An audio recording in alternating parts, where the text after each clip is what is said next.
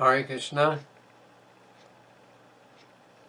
Today we will continue our reading from the Sri Ishopanishad, Mantra 3. The translations, the synonyms, and the purport for the Sri Ishopanishad were written by His Divine Grace, A.C. Bhaktivedanta Swami Prabhupada. And the book was published by the Bhaktivedanta Book Trust. We will start with the Sanskrit verse. Asurya namate loka andena tamasa vritaha tangste pretya vigajanti ye ke chatmahano janaha. And then the word for word synonyms. Asurya, meant for the Asuras. Nama, famous by the name. Te, those. Lokaha, planets. Andena, by ignorance. Tamasa, by darkness. Avritaha, covered. Tan, those planets. Te, they. Pretya, after death. Abhigachanti, enter, into. Yea, anyone. Ke, everyone. Cha, and. Atmahana, the killers of the soul. Janaha, persons. Translation. The killer of the soul, whoever he may be, must enter into the planets known as the worlds of the faithless, full of darkness and ignorance. Purport. Human life is distinguished from animal life due to its heavy responsibilities. Those who are cognizant of those responsibilities and who work in that spirit are called suras, or godly persons. And those who are neglectful of those responsibilities, or who have no information of them, are called asuras, demons. Throughout the universe, there are only these two types of human beings. In the Rig Veda, it is stated that the suras always aim at the lotus feet of the Supreme Lord Vishnu and act accordingly. Their ways are as illuminated as the path of the sun. Intelligent human beings must always remember that the soul obtains a human form after an evolution of many millions of years in the cycle of transmigration. The material world is sometimes compared to an ocean, and the human body is compared to a solid boat designed especially to cross this ocean.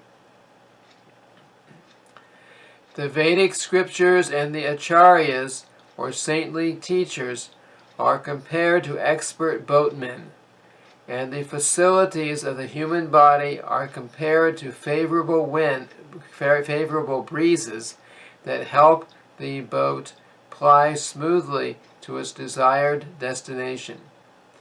If, with all these facilities, a human being does not utilize his life for self-realization, he must be considered Atma-ha, a killer of the soul.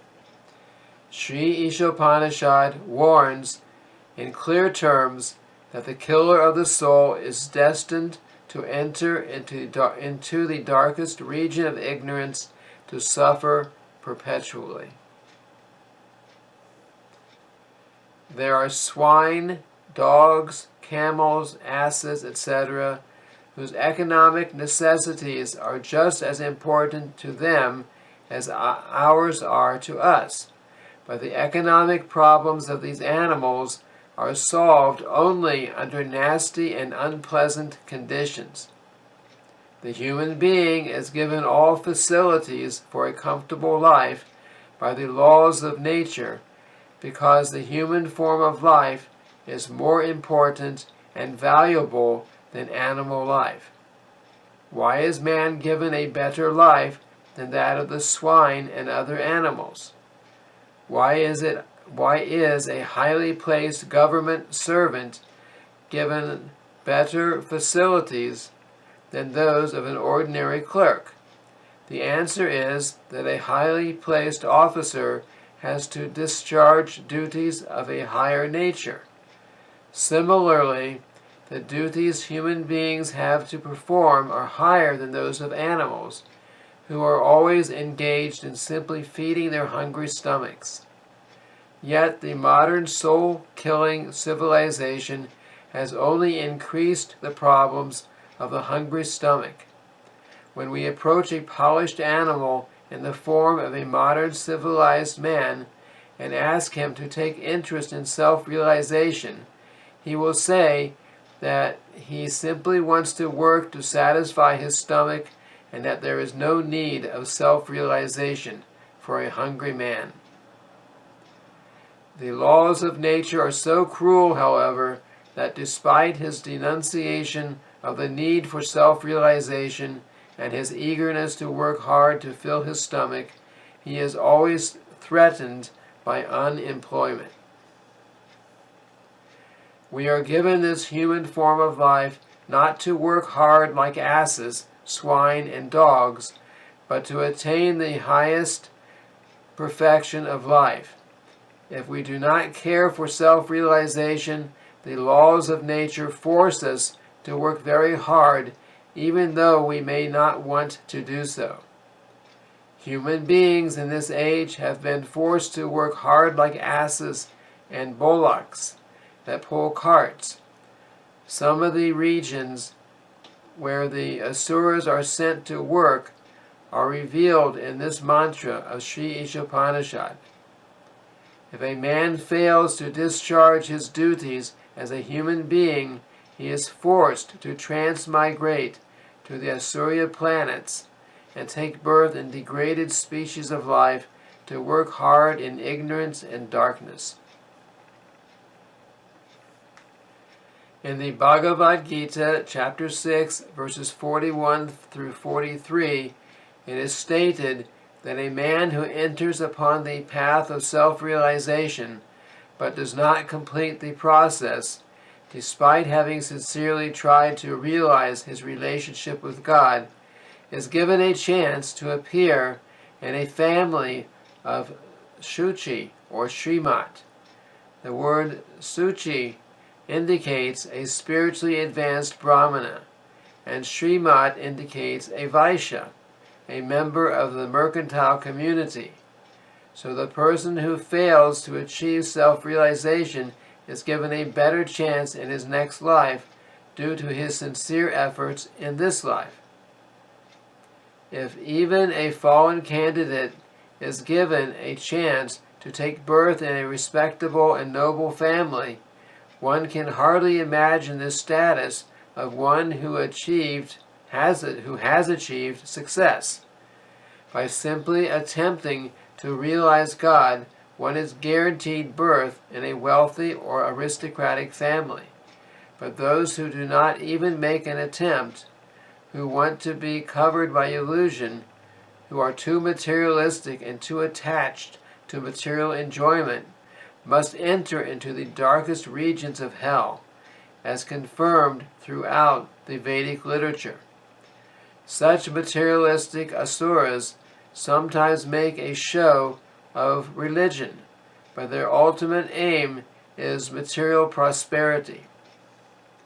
The Bhagavad Gita, chapter 16, verses 17 and 18, rebukes such men by calling them Atma Sambhavita,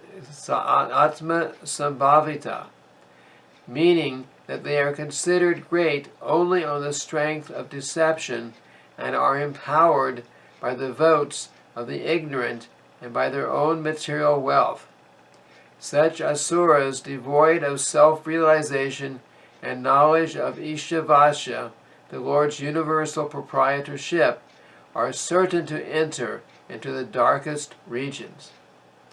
The conclusion is that as human beings we are meant not simply for solving economic problems on a tottering platform, but for solving all the problems of material life into which we have been placed by the laws of nature. So this ends the reading of the verse in the purport of the third mantra of the Sri Ishopanishad. Thank you very much. Hare Krishna.